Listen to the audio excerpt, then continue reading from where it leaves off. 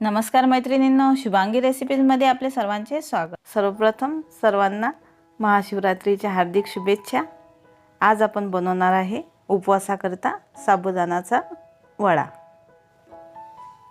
सुरुवातीला आपल्याला 1 वाटी साबुदाणा घ्यायचा आहे। तो आपल्याला रात्रभर भिजत ठेवायचा आहे किंवा 5 ते 6 तास तो आपल्याला भिजवून घ्यायचा आहे। त्यानंतर 2 बटाटे उकडून घ्यायचे आहे, 2 ते 3 चम्मच भगरचे पीठ, 3 ते 4 हिरव्या मिरच्या, जिरं, चवीनुसार मीठ, शेंगदाण्याचे कूट। प्रथम आपण हा साबुदाणा हाताने छान असा मिक्स करून घेऊ।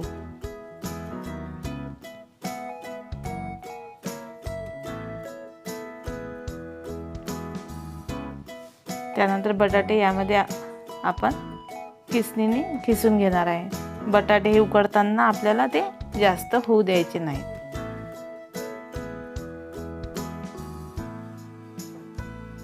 अशा पद्धतीने बटाटे मी किसून घेतले आहे।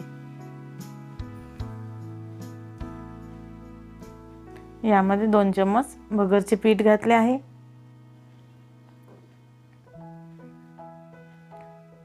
3 ते 4 चम्मच शेंगदाण्याचे कूट,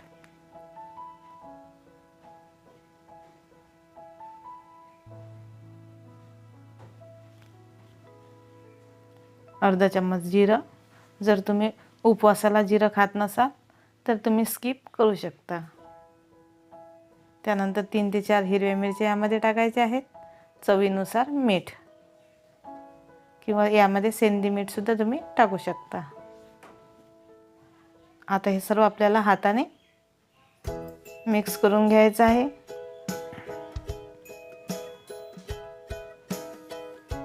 सर्व एकजीव करून घेऊ आणि हाताने छान असं मळून त्याचा गोळा तयार करून घेऊ।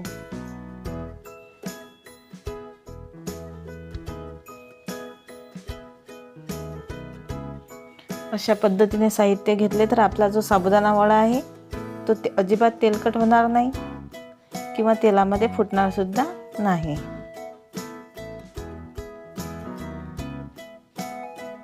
आता गॅसवर कढईमध्ये तेल गरम करायला ठेवले आहे।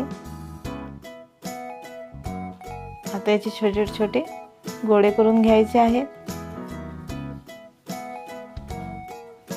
आणि हातावरच दाब देऊन त्याचे वडे तयार करून घ्यायचे। वडा हा आपला जास्त पातळ असायला नको किंवा जास्त जाड सुद्धा नको। अशा पद्धतीने आपल्याला वडे तयार करून घ्यायचे आहेत।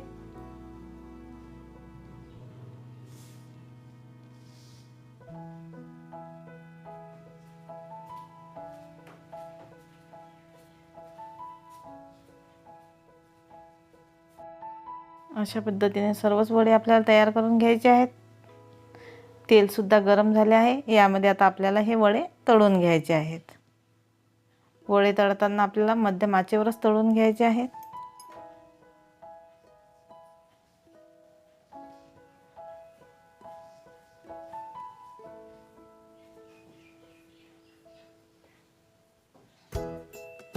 दोन्ही बाजूने आपल्याला ते छान असे कुरकुरीत होईपर्यंत तळून घ्यायचे आहे। त्याला छान असा सोनेरी रंग येऊ द्यायचा आहे। अशा पद्धतीने आपल्याला हे वडे तळून घ्यायचे आहेत। हे पहा, आपल्या वड्यांना छान असा कलर आला आहे। आपले वडे तयार झाले आहे।